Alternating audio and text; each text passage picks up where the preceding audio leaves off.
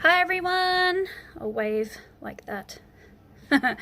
um, I'm just starting off my brand new crochet channel, and to start off I thought you guys really need to have a bit of a supplies list just to get started. So what I've done is I've grabbed some of my tools, as they say. Now to start off, I've got some different types of crochet hooks here. If you are just starting, this kind of crochet hook is perfectly fine. It's plastic. This one is a big size, but it's perfectly good for starting off. You can get them cheap. You can get a set of them. You can get them on eBay or somewhere like that. And this one, I think, what's it say on there? US 16. So it's actually got the US size on this one, and it's got 11.5 millimeters on the end there as well. So they usually have this little size down there. So that is the beginner's crochet hook that I would recommend starting with, especially if you don't know if you're going to keep going with this or not. Like, you know, sometimes people like to give it a go first and then decide whether or not they're gonna pursue it, I guess. How frustrated they get with it, I suppose. So that's that one. I usually use this kind of crochet hook. It's got metal, but then it's also got a nice squishy handle on it. This one was a cheap one. I'm actually looking at probably getting a better set of these because I find this likes to slide off, as you can see there. It's sliding on and off. I could glue it in, but I just thought eventually I'm going to invest in a proper set because I do use them all the time. Apart from that, you can get these metal ones. Oops, pick it up. And these are really good, not as ergonomic, I suppose. So like if you're doing a lot of crochet, it can be a little bit hard on this thumb here and this finger, but generally they're really sturdy, very, so I quite like them, and they come in pretty colors, you know, who doesn't like metallic, pretty colored crochet hooks? And so you can see there very clearly as well, they've all got the, this is where they've got the sizing on this one. This one is a 6 millimeter or a J or a 10, I guess, American size. This is like what we would use in Australia here, this measurement here, generally. And the last one I'm going to show you, which there are other ones out there, but this is all I have on hand, is the bamboo crochet hook. A lot of people really love crocheting with bamboo. I don't mind it. I do have a couple of these, but I don't have any in the smaller sizes, so I don't use them as regularly as I would have thought originally. But nice sort of, I guess they're not quite as harsh. They're a little bit more ergonomic than your metal ones. So yeah, I think the wool sort of tends to slide over them quite well. If you're a beginner, you can go with this straight away, I guess, because again, they're not overly expensive. So yeah, so probably this one or the plastic one I would choose to start with.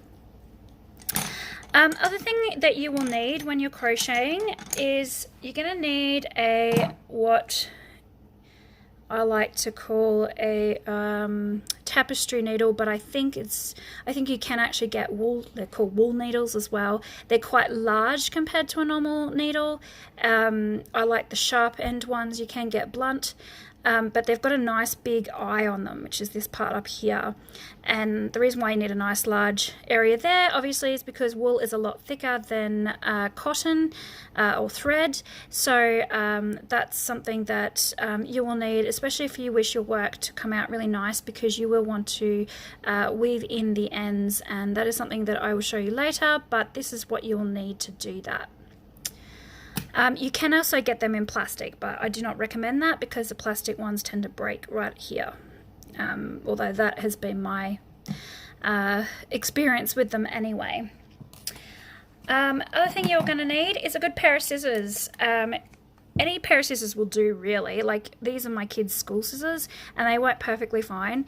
However, I do find that sometimes if they're not quite sharp, when snipping that end on the the yarn, sometimes it can fray a little bit, and that just makes it harder then to thread your needle onto or something like that. So it's not the end of the world, but so you know, sometimes I find these, like when the kids have stolen my good scissors, and they work perfectly fine. But if you can get a really good pair of or it doesn't have to be the best pair, but if you can get a nice pair of sewing scissors, they're gonna snip through a lot cleaner and not damage the yarn so much.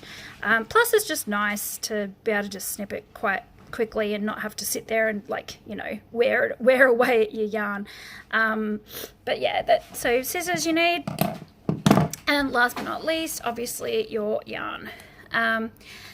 This is just one I've picked up from Spotlight. There's many types of yarn out there. You can get them online. There's a few different online places that you can get your yarn. Hobby.com seems to be a really popular one, but just do a Google search for yarn and you'll generally find something pop up in your area. I do recommend starting on acrylic yarn.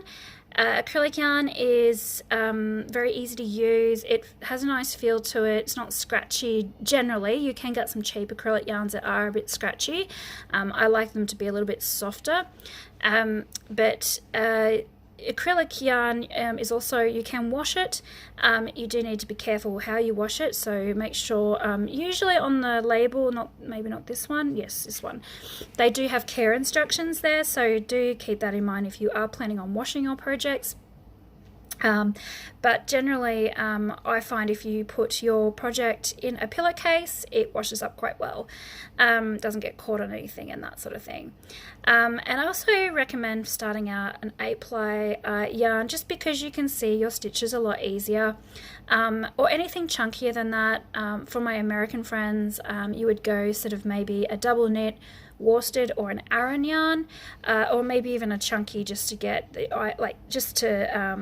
practice with when you're starting with. And you know, just to start, you know, maybe just buy one or two. You don't need to go nuts. And then obviously as you get better, you're going to collect them. I have so much yarn, it's not funny.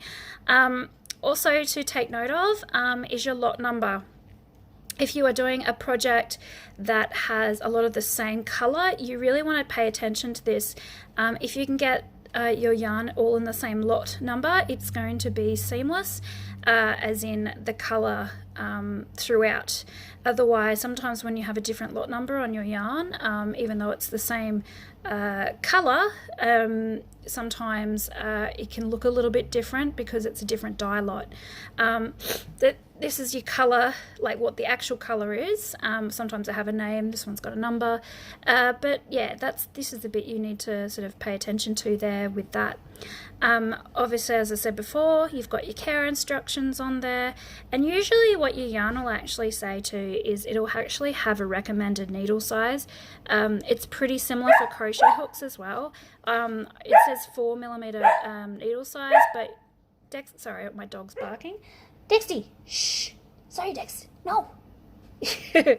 And you guys will get to know Dexter as we go, because I'll probably do a video on him too. But anyway, but yeah, I find a 5mm or a size, I think it's a J hook, in American terms, is perfectly fine for this yarn. But you can go down to a 4mm. That's totally fine. Yeah. So, and then obviously you've got your where it's made and all that sort of stuff. But yeah.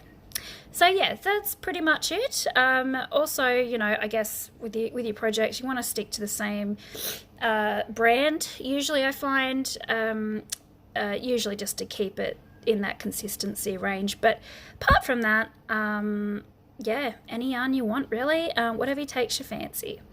Alright, so that's pretty much it for what you need to start. I'm going to do another video very shortly on starting your crochet project. I'm going to start with some simple stitches, so stay tuned for that if you wish, or go somewhere else, whatever you want to do. But yeah, that's it for this video. Bye guys!